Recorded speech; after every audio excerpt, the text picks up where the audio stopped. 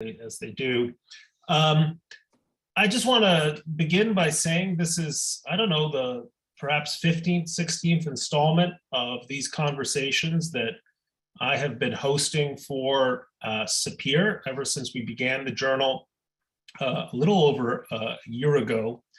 And we've tried to feature writers from across the ideological spectrum and writers on a whole range of subjects. And Reuel, yours in appearing in our 4th issue, Aspiration, which I'm holding a copy of right here, on the question of what it will take to bring down the Islamic regime, the Islamic Republic of Iran by 2030, I think has garnered a great deal of attention. And it's even with what's happening in Ukraine, and I think we'll want to talk about that, even with what's happening in Ukraine, or perhaps especially because of what's happening in Ukraine, I think could hardly be more topical than it is now. I'll just say a couple of words, prefatory words, before we get into the conversation. Reuel and I will chat for about 40 minutes or so. This is an hour-long conversation. And at around the 40-minute mark, I will start reading questions that you can put in either the chat or the Q&A function. So as questions occur to those of you in our audience, put them in the chat function. And I think there's even a way of removing your question if you have second thoughts about it. But the intention here is really to broaden the conversation beyond the two of us. Reuel, let me begin with the state of play in Vienna. News has sort of trickled out, hints and whispers of a deal that is not, as Tony Blinken promised us, longer and stronger. But we don't know for sure. So what are you hearing about what we can expect and when? Well, I mean, if the past is a gauge, the Iranian press has been giving better reporting on it than certainly than the American press. And if they're accurate and even partially accurate, it's going to be a phased deal. And the Iranians seem to be quite happy about it.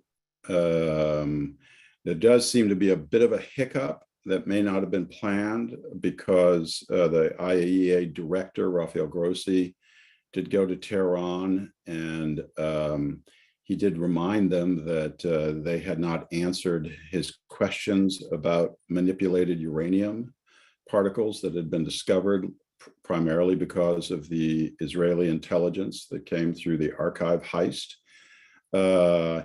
And so he expects some answer to that. Now, if the past is again a guide, that's not going to stop the deal. It's not going to derail it, but it may cause a somewhat longer entry period. We don't know. I mean, the rumors were that you were going to actually have maybe a deal announced as quickly as this week. I'm not sure that's still on the table, but it does appear that the deal is going to happen, and they will receive substantial sanctions and relief. It does appear that the Russians will take custody of that uranium.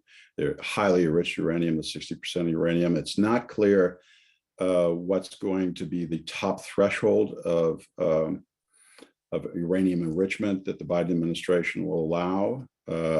You see Iranian reports saying that they have allowed 20%. Yeah. I don't know if that's accurate.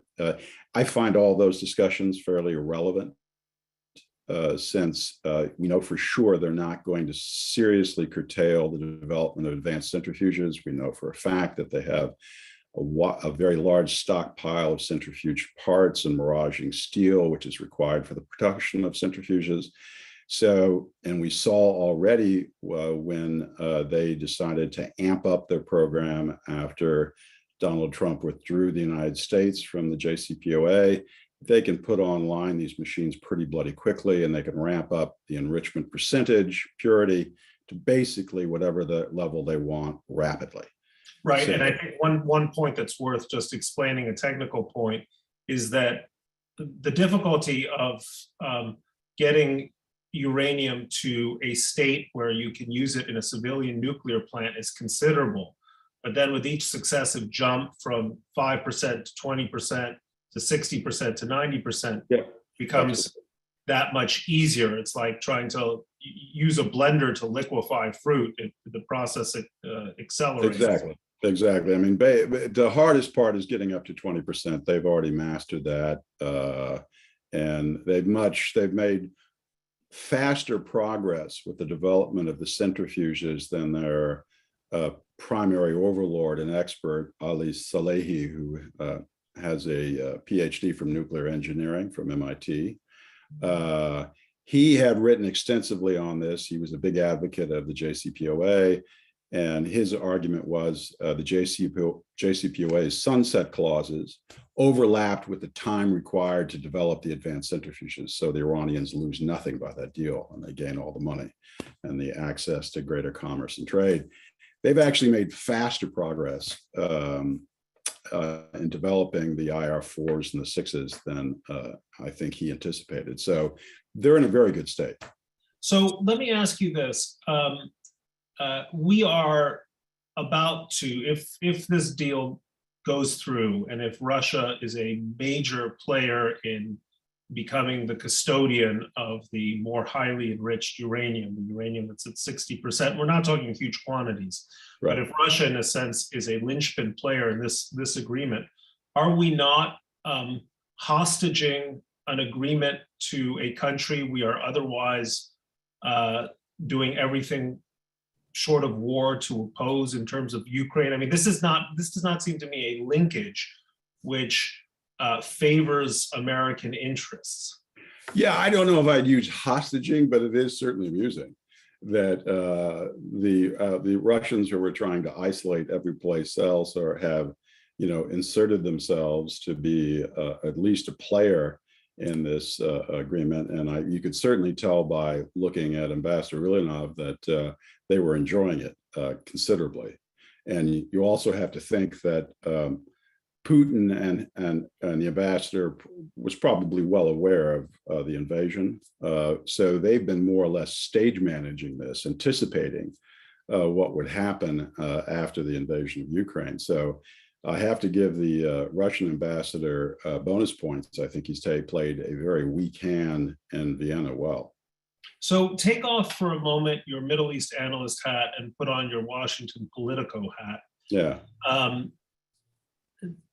My sense is that a deal with Iran that is not longer and stronger, and that gives Russia added diplomatic leverage, is not going to play very well politically for the Biden administration at this particular moment in time. In fact, it seems to me politically disastrous from just the raw, interests of the administration in not being seen yet again as weak and collapsing to an aggressive foreign power. How do you think this plays out in Congress?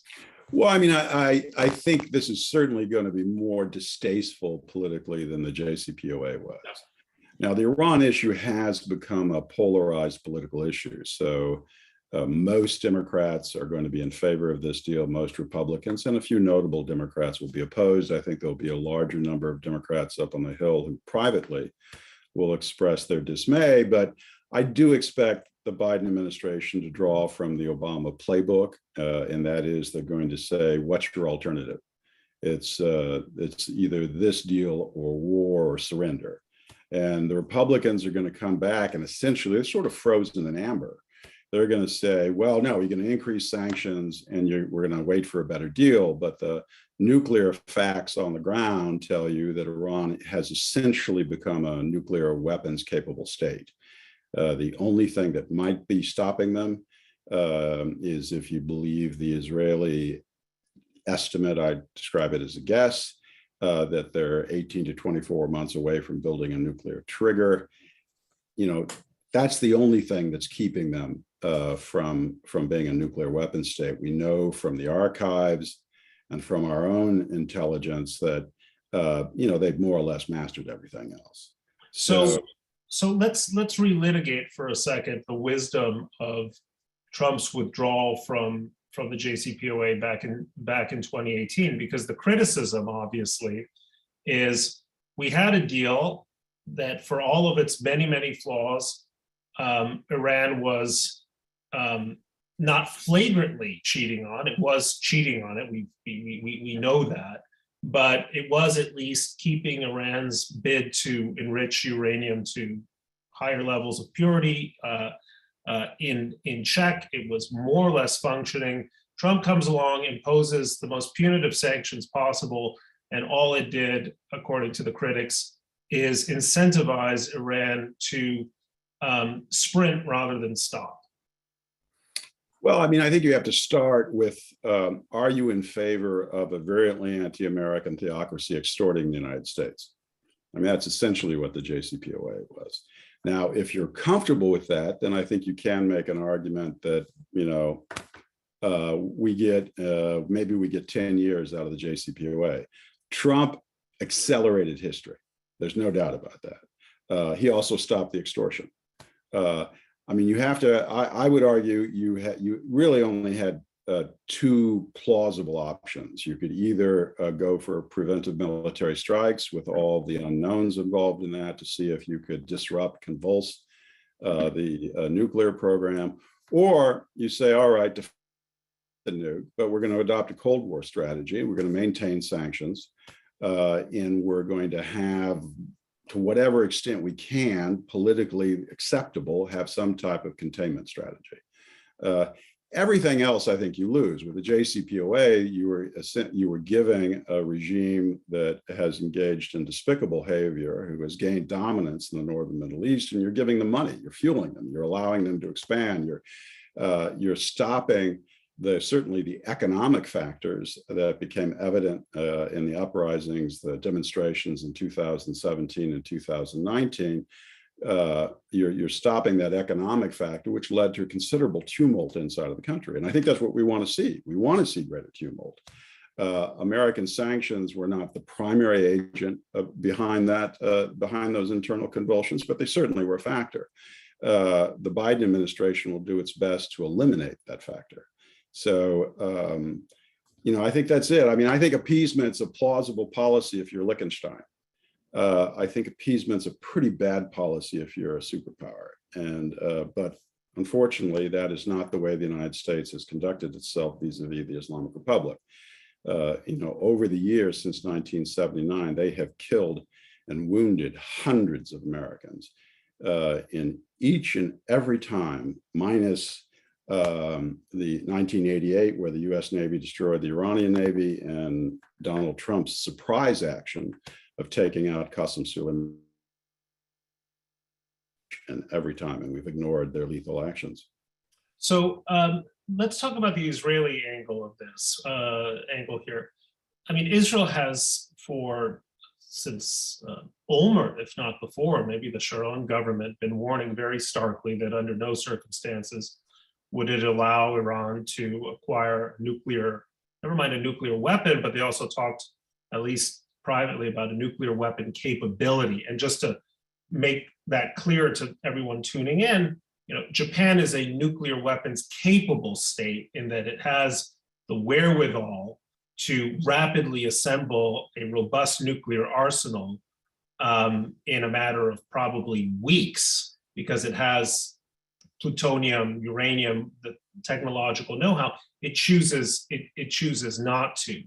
And Israel has spoken, Israeli leaders have spoken emphatically that not only do they not want Iran with a nuclear weapon per se, they don't want it to have the capability of having a nuclear weapon, the infrastructure. Now, what you're telling me is that, in effect, Iran has achieved that, or is very close to achieving that.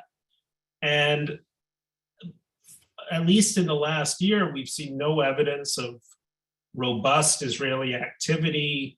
It's been at least a year since something blew up in Isfahan or Natanz or one of those places. Do you sense that Israel is just reaching kind of the same conclusion that the Biden administration has reached, that a nuclear Iran or a nuclear capable Iran is something they're just going to learn to live with? I think that's probably the reality. I mean, I think there was a moment a little over 10 years ago where Netanyahu really did want to preempt. He wanted to go for it, but he was, as I understand it, voted down in the cabinet. And prime ministers do not have plenipotentiary authority. They have to seek cabinet approval for a military strike like that. So he was unable to do so. And certainly there have been many instances where the Israelis should have hit, as they did in 2007 in Syria, when the program was in its infancy in Syria, when the Iranians transferred technology to the Assad regime and started building a nuclear facility near Deir ez-Zor. I think one has to say there's less volition, less unanimity on the Iran issue in Israel than there was under Netanyahu, actually. So I'm deeply skeptical that the Israelis are going to act. I think they are essentially accepting, MAD as a doctrine, mutually assured destruction. So one of your contention in your SAPIR essay is that the Islamic Republic, for all of its many, many self-inflicted wounds, has proved to be a remarkably resilient enterprise. They have resisted enormous pressure, economic pressure, never mind domestic political pressure. The regime might be hated by most of its people, but of course it's quite obviously not a democracy, and all you need are 100,000 willful people with guns to keep a regime like that in power, and they can stay in power long beyond what economic logic would dictate. Kim Jong-un in North Korea proves that every single day he remains in power. And your thesis is that the only thing that could conceivably bring down the regime would be a successful Israeli military strike that has a way of loosening things so that something could combust, something could come apart within the regime in a way that can't be stopped. What you seem to now be telling me is you've given up hope even of that. Well, I mean, I think that's probably true. I mean, I still believe the regime is fragile internally, and they know it. And authoritarian regimes become fragile when they can no longer track accurately the ebb and flow of their own society, when they don't see the breaking points. And the regime has trouble doing that. But even there, you have to give them credit. I mean, we know because the Islamic Republic is fairly leaky. We can, if you pay attention, get a lot of information about internal deliberations in the Islamic Republic, particularly in the Revolutionary Guard Corps. So we are aware, one, that they are aware that they are ruling over a disgruntled, to put it politely, populace. So they adjust their tactics. And the most disconcerting thing is that, for example, after the massive pro-democracy Green Movement demonstrations, which brought millions of people out on the streets of Tehran in 2009, they had meetings in August of that year of the Revolutionary Guard Corps commanders where they dissected what happened. And they came up with several conclusions. And if you read those meetings, and we've been able to get a hold of video of them, you can see that they are working their way through the various problems. And most importantly, they decide that the key element is you have to strike early and strike savagely. And if you then look forward up to 2017, 2019, you see it. They actually engaged in more brutality quicker. And it worked. I mean, they virtually had an insurrection in some of the minority provinces in 2019. It was getting very violent. So, they brought out folks and they started machine gunning people. And regrettably, that works. I mean, the only way you have regime change in an authoritarian state is if the security services crack. And one day that might happen, but all we can say for certain is in 2019, they didn't crack. And not only didn't they crack, you saw later almost no remorse in the higher reaches of the government. You did see considerable remorse in 2009, I think because for the very first time, they really used rape in a systematic way. And I think even some people inside of the regime were shocked by that behavior. You talked earlier about the Israelis accepting mutually assured destruction as the next stage of deterrence against Iran. For years, critics of negotiations with Iran have said, well, MAD doesn't work when it comes to a regime like Iran. So what view do you take? Can this work for Israel? That I mean, should Israel have a declaratory nuclear policy? How does this play out in your mind? I mean, I think it can work, but it's edgy. I mean, the Islamic Republic, the regime, has had many opportunities to show that they sort of had a nihilist bent in the direction of what we sort of think of Al-Qaeda has. And each and every time that hasn't happened. And you can look at Israeli actions in Syria. I mean, the Israelis have been pounding the Iranians in Syria. The Revolutionary Guard Corps was originally intending to bring in medium-range missiles to establish very large bases, and the Israelis let loose their air power. And they started destroying a lot of machinery, killing Revolutionary Guards, senior commanders, and the Iranians changed their tactics completely. But most importantly, the Iranians didn't escalate. So they're scared of Israeli escalation. Now, if you're scared of Israeli, they didn't escalate, but they didn't desist from building up their forces in Syria either. Well, they've continued, but they changed the tactics and the way they do it. So they're not establishing easy targets for the Israelis to hit. They're being more secretive about it. I expect them to continue, but they're going to have trouble. I mean, they'll have a lot less trouble if the Americans withdraw from Syria, because we'll open up that highway that the Americans effectively block. So there are a lot of factors that come to play there, but I think the most important one is the Israelis have shown repeatedly you can intimidate the Islamic Republic. They are susceptible to military power. So now, is it possible to imagine a scenario where, let's say Khamenei dies and you get even a more hardcore individual, though he's pretty bloody hard, taking over? Well, it's Raisi who is now seen as the heir apparent. Right? Yeah, Raisi is he's certainly worse. I mean, he's Khamenei without the brain power. So it's conceivable that— Is that better or worse? Well, I think for the Israelis, it's worse. For the long-term health of the Islamic Republic, it's better in the sense that Raisi doesn't have the skill set that Khamenei has. And I think Khamenei quite correctly can be viewed as the most accomplished dictator in the Middle East since World War II. Raisi would be prone to making a lot more mistakes. Basically, all the man does is he's been running dungeons and a foundation to dispense largesse. So his skill set and his knowledge is really quite limited. I think he got most of his knowledge from Islamist literature from reading Cliff Notes. But certainly when it comes to Israel, having Raisi as the supreme leader would be worrisome.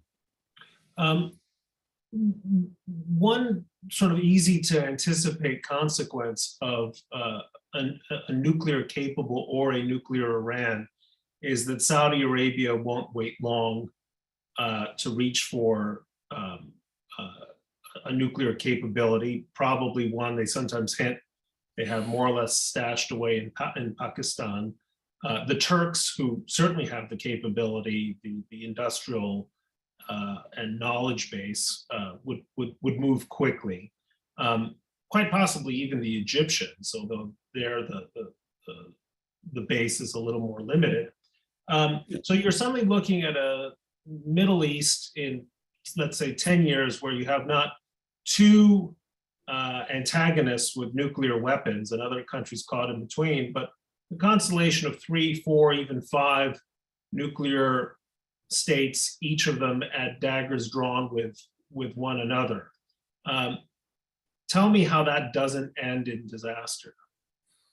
Well, I mean, it's not a good scenario. I mean, I think the Turks will definitely go for it. I mean, with a few exceptions here and there, they have been sort of the dominant force in the Middle East for 500 years. So if they choose to be, Kemalism, Ataturk sort of removed them temporarily from the Middle East, but they're beginning to move back in that direction. They're not going to allow the Iranians to have the upper hand here, and they certainly have the wherewithal to do this and do it much more rapidly than the Iranians have. The Saudis are more complicated. I don't think the Pacs are going to give them a nuke. I don't think they'll come to the rescue, but they're trying to buy nuclear energy, quote unquote, from the Chinese. It will take the Saudis a lot longer. The Saudi way is certainly to buy it, not build it. They don't have the skill set. They don't have the educational resources to do this quickly if they can't buy it. So I wouldn't expect an immediate nightmare. The Saudis might try to say the Pakistani jet has already landed in Riyadh and we are now a nuclear power, but I suspect that that won't be true. I mean, what's disconcerting about the Saudis is their unwillingness to use the power that they have.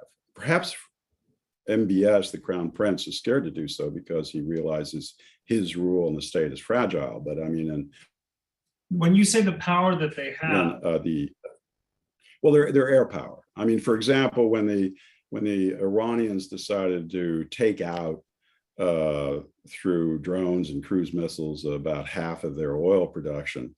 What was that, 2018, that the 2019 that they did nothing in response, and yet their air power, add on the Emirati air power, dwarfs anything the Iranians have, yet they chose not to respond at all.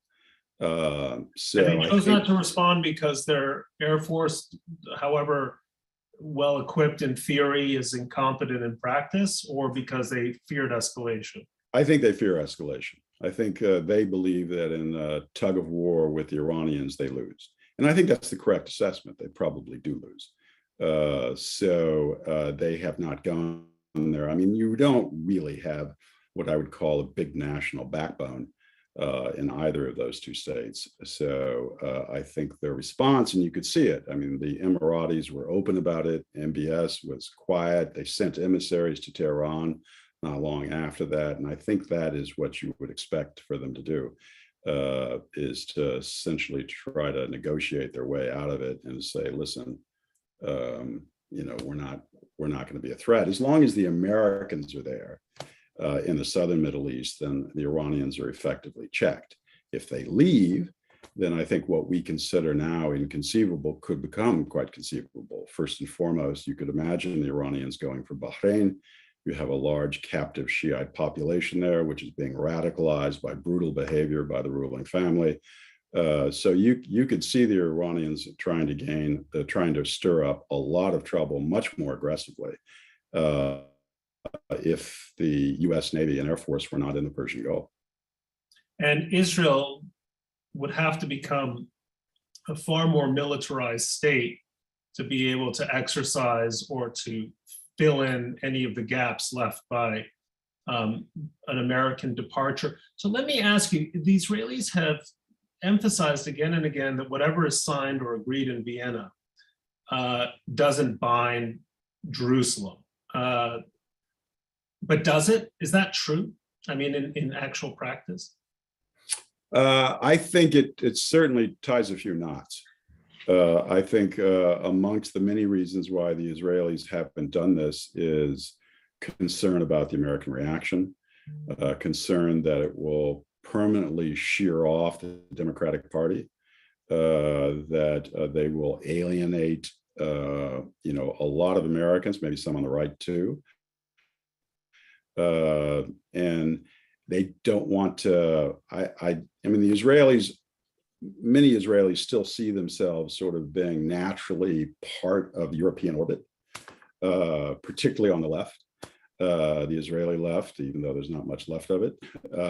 But they know that this would obviously pose considerable problems on the European side. So, I think the only reason they would take that risk is if they really felt in their guts an immediate existential threat. And the problem is the immediacy. I mean, it's a case of boiling the frog here. I mean, or the lobster, whatever. I can't remember which one it is. Yeah, Same, work.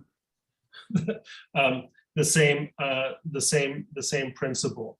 Can the United States maintain a position in the Middle East with political support if you have I mean, what you're forecasting here is a pretty grim outlook, in that Iran is going to not only get this deal for all it means for its nuclear program, it's going to get billions of dollars. And if history is any guide, those billions will be spent on Houthis, Hamas, and Hezbollah, the three H's,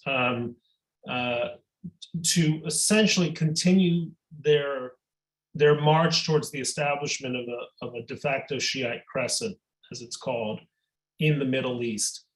That doesn't seem to me like something the United States is particularly keen to stop. So it forecasts an eventual American exit from the Middle East. Do you agree with that assessment? And then what does that mean? Well, I mean, I think the United States has already given up on the northern Middle East, with the exception of that critical, strategically located outpost in Syria. I mean, the American presence in Iraq is still important, though it's highly limited. And I would argue that Iraq really is the big game, because that's where Iran could lose the most. Now, I don't foresee, for example, the Syrian civil war starting up again.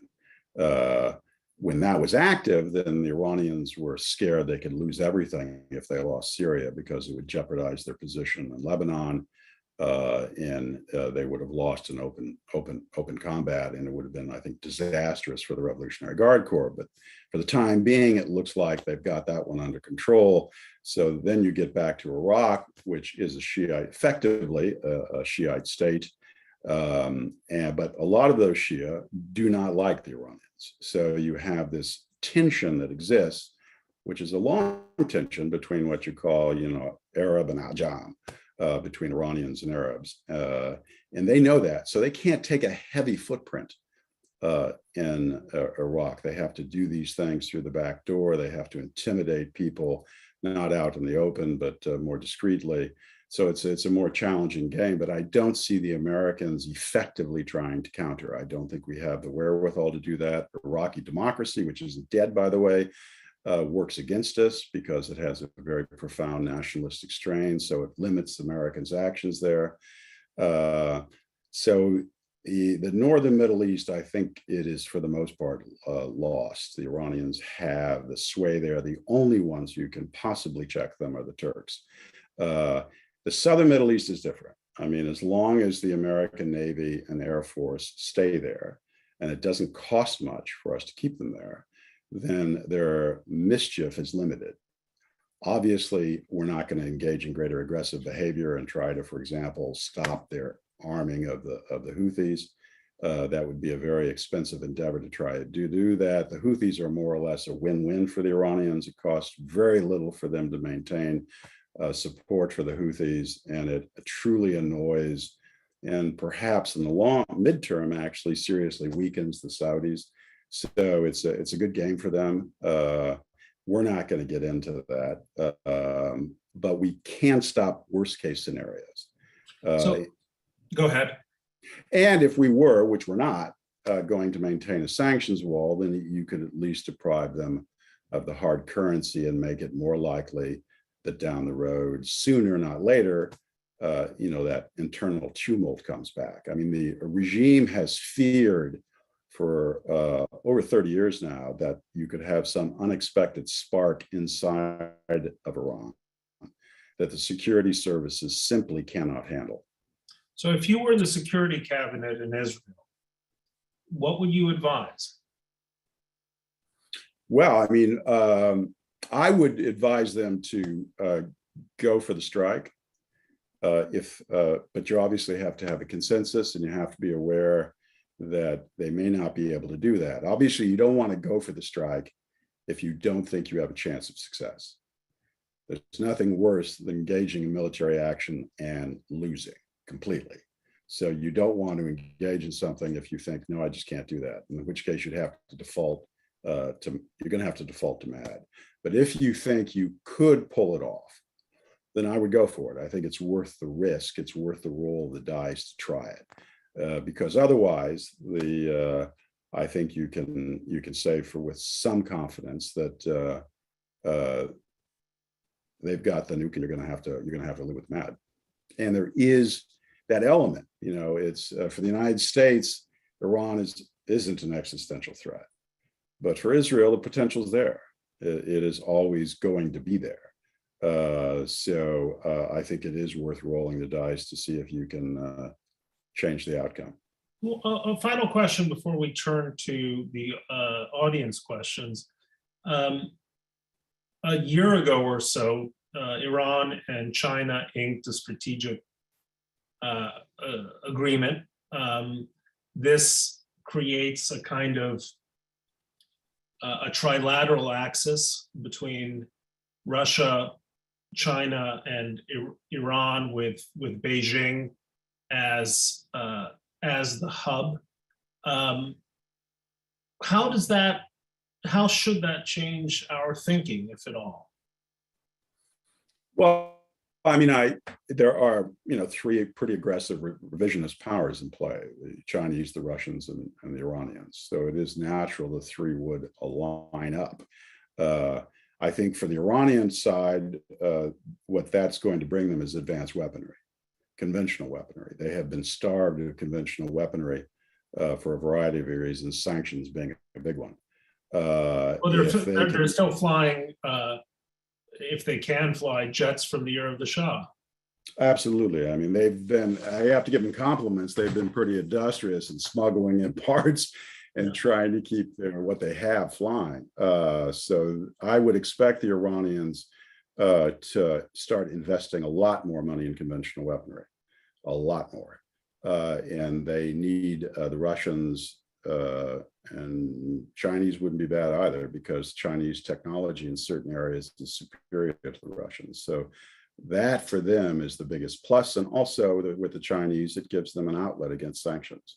And that is an important factor. The Iranians talk about it. The Chinese option, the Iranians would prefer to buy European. They really do love European products. They like German products in particular. Their trade, heavy industry, they'd much prefer to go towards Europe than to the East, but they will go to the East. And they look as the Chinese option as a serious option to limit, curtail the damage that Western powers, in particular the United States, can do to them.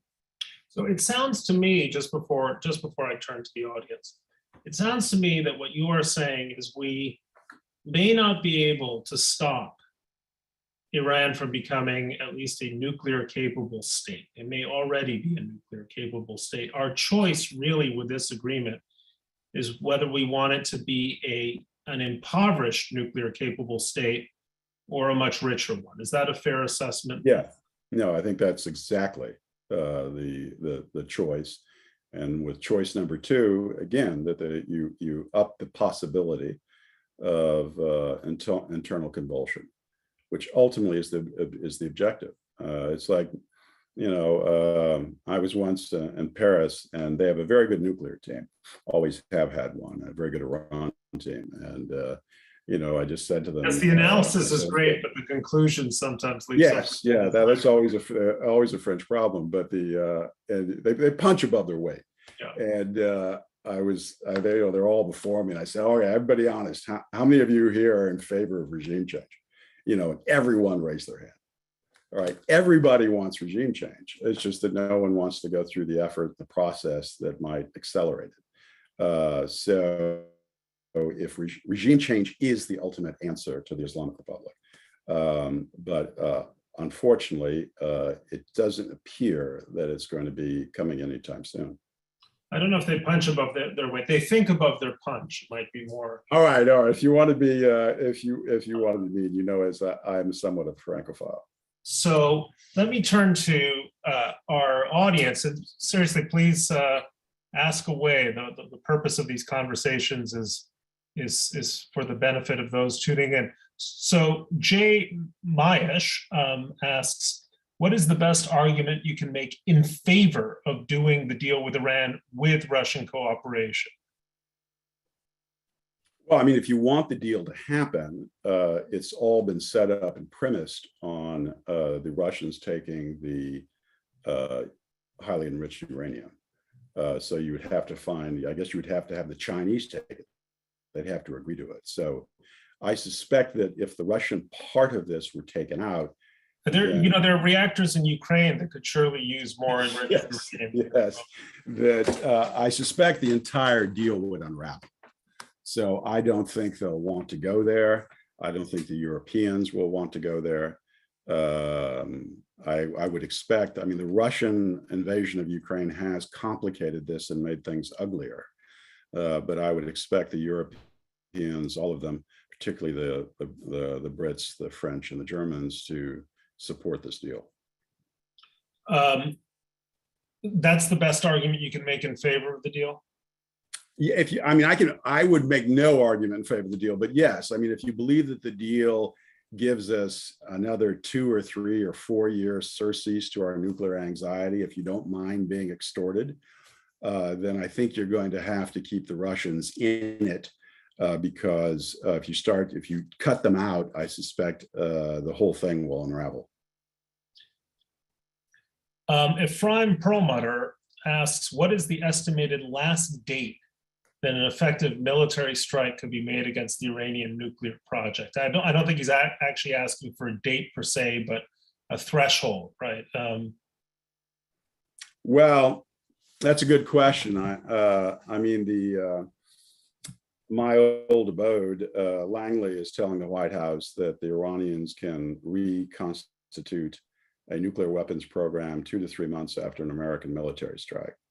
Now, I don't have confidence in that guess, as I don't have confidence in a lot of things that the agency says about Iran. But certainly, the White House, I think, pays attention to such estimates. So far as the very, very last moment, you know, we're very close to that. It really all depends. I mean, they have the knowledge necessary. They have the knowledge necessary to build a nuclear trigger. If that guess is right, the Israeli guess, and they haven't designed the nuclear trigger, the only reason they haven't done that is not because of any technical deficiency. It's because to do that, you need absolute security. There's no way you can camouflage the construction of a nuclear trigger as part of a civilian program. And the Iranians have had trouble. They have had leaks in the system. They have had walk-ins. We've been the beneficiary of walk-ins. They know that. So they would want to keep that at the very end of this process. So the answer is, however, whatever that distance is from them designing the nuclear trigger, it's not enrichment anymore. They've figured that out. So if you were targeting the centrifuges, it would have to be that, you know, it'd have to be whatever that moment is when they're, you know, spinning them up. You know, the longer we wait on this, and we've been waiting on this, debating this for, you know, actually not really debating it for years and years and years, the more you push this off, the harder a military operation becomes, the more complex it becomes, the easier it is for the Iranians to recover. And I think it has to be said that, you know, you might have one military strike and it might convulse the entire Iranian political system. It might convulse the nuclear program, but maybe not. You might have to strike again. So it's not an easy thing to approach with enthusiasm.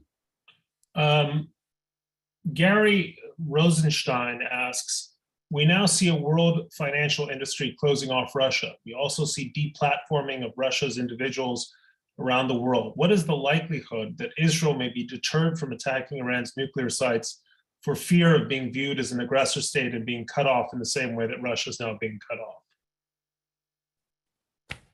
I mean, I think that's unlikely. I don't think you certainly wouldn't have a consensus in the United States to do that. And I don't think you'd have a consensus in the European Union. So if you don't have a consensus in the West, nothing's happening.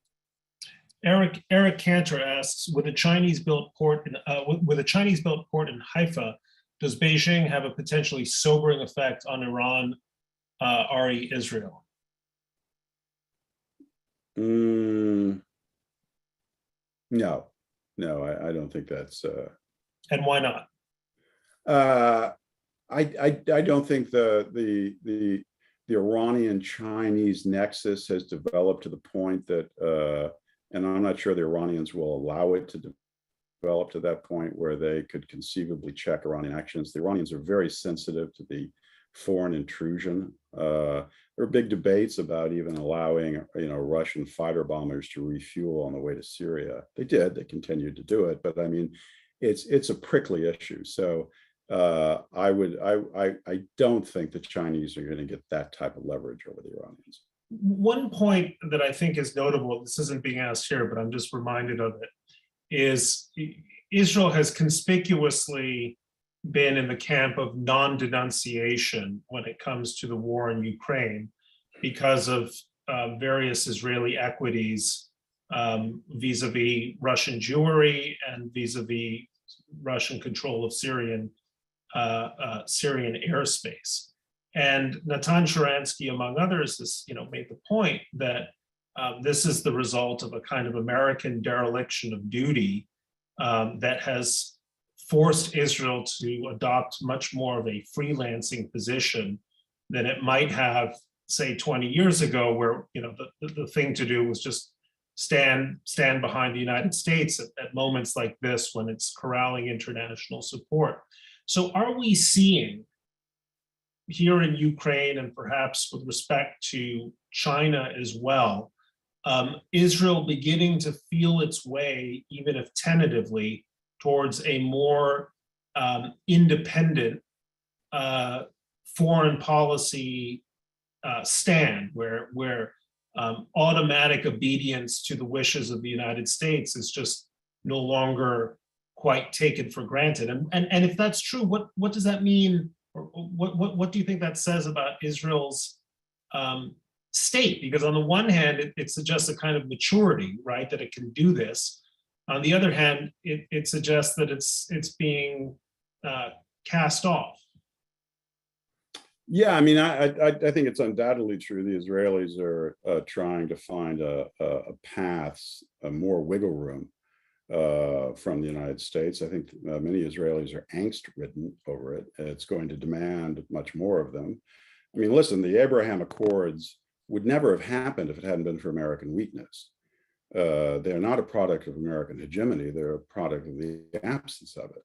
So in that sense, Obama brought the Arabs and Israelis together in united opposition to him.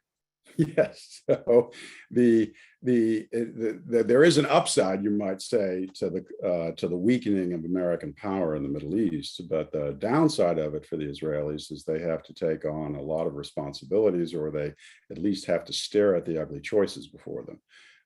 And I suspect those choices will become more difficult. They are fortunate in a sense that the Arab world is more or less imploded.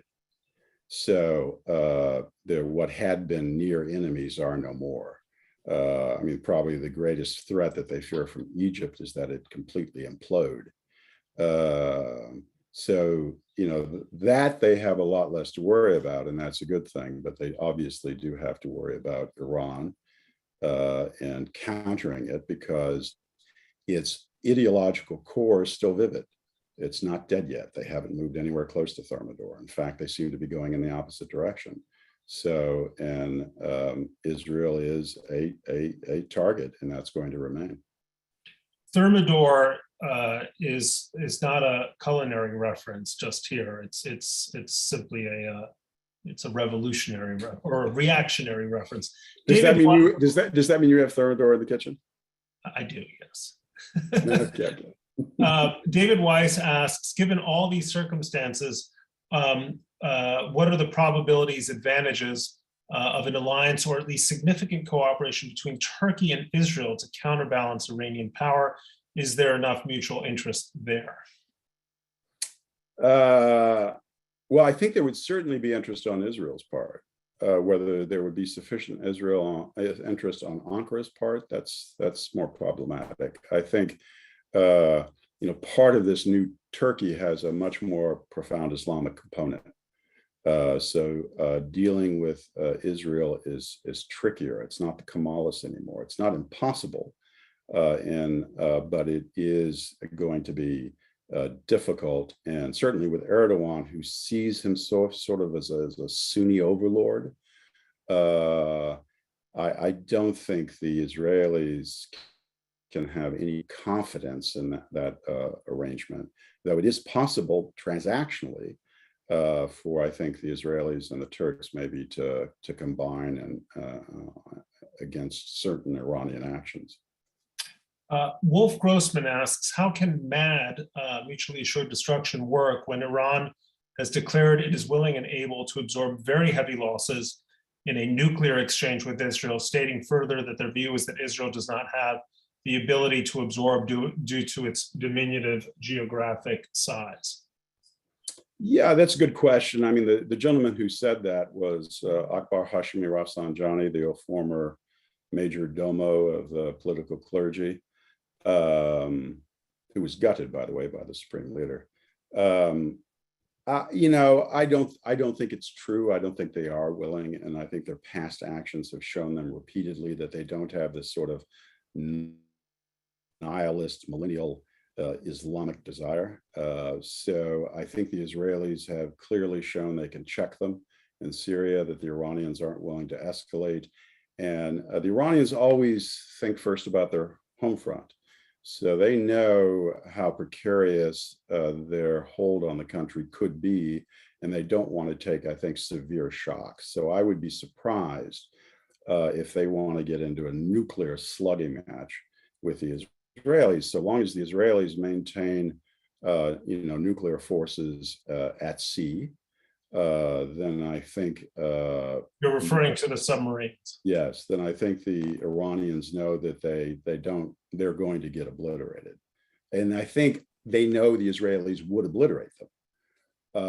So I don't think the Israelis have to worry a lot about Armageddon, but at the same time, it is an existential concern of the first order, which is why I would not want to roll the dice, and I would roll the dice on a preventive strike if the Israelis have the capacity, because I do think it's worth the risk. But I don't think the Iranians are going to easily. They're not going to go into a fist fight with a nuclear fist fight with the Israelis. Lauren Blatt wants to know, what is the best option for the U.S. at this point? What, the best or the politically possible? Why don't we say best first and then see what's politically? Yeah, I mean, best I think would have been. I would have been in favor of preventive strikes a long time ago. I think if you're going to be a hegemonic power, you should not allow a virulently anti-American theocracy that's killed hundreds of Americans over the years to have a nuclear weapon. Stop, full stop, take it out. But that is not politically an option. So I think if you then have what is the best politically available option then? I think politically available option, it depends on a few variables here. So we're not quite clear, but the best option would be for the United States to go into a long-term containment strategy against the Islamic Republic, so that we realize, at least amongst ourselves on a political level, that regime change is the only viable answer, and develop a containment strategy, which is a regime change strategy. Containment is about regime change, and bring as much pressure, economic pressure, regional pressure as we can. Now, it's going to be limited. Now, I think we've reached a high water mark on sanctions. We're never going to have that type of sanctions pressure again. So a lot of these things are very, very difficult. You don't think so, even under a future Tom Cotton administration? I think they'll come back, but I don't think you're ever going to get the squeeze hold that we had under Trump. I would be surprised. But so in this cheerful conversation we're having, Reuel, my standard joke is that at every Jewish event you have to be as depressing as humanly possible, or otherwise people want their money back. But any hope someone wants to ask, what is, you were hinting at this with a containment strategy, but where is a ray of light in this analysis? Well, I mean, the ray of light is the vast majority of the Iranian people hate their regime. And it's evident. I mean, you have to be blind, deaf, and dumb not to see it now. So as long as that's the case, I mean, the revolution has failed to regenerate itself in the way it envisioned, the way it dreamed.